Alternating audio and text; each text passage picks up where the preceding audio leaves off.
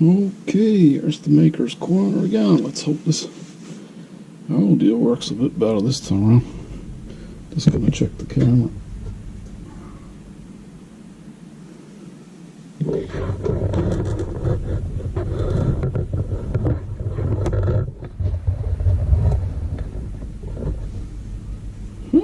That's a bit better. So now we have to go over the modifications I had to make to the box. And one of the biggest one was that I had to move away from using this aluminium tube because it wasn't transferring heat very well to a solid piece of aluminium.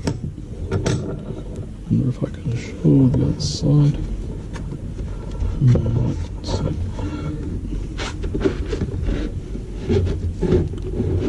Oh, you can see it a bit better. So it's a strange piece of aluminium I found hanging around.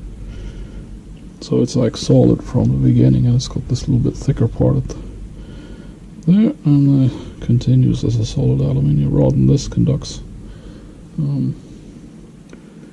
the thermal energy much better. And also I had to add a sock around the heater to reduce the heat radiation. It was getting rather hot on the plastic. And I also added an extra temperature sensor. This is just an old leftover print that I had hanging around, so I just used this as kind of a half insulator on top of the thicker part of the aluminium. And got one more temperature measurement out of there. And also I had to stop it, the end screw from heating up the plastic too much, so I put some circuit board bits there.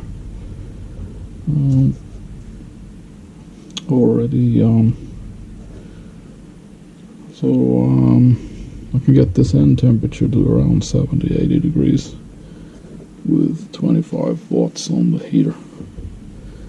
So and then I already showed in the last video, I showed the process of reading off the temperatures. And now the only thing remaining is to thinking of adding some disturbance to this circuit, because now it's kind of like static. So there's going to be a couple of fans I'm going to add to create turbulence. And I'll have to experiment on different methods to control the heating capacity. So I'll be using that thyristor control module. The amperage is only 2 amps, so I should be able to do it quite well.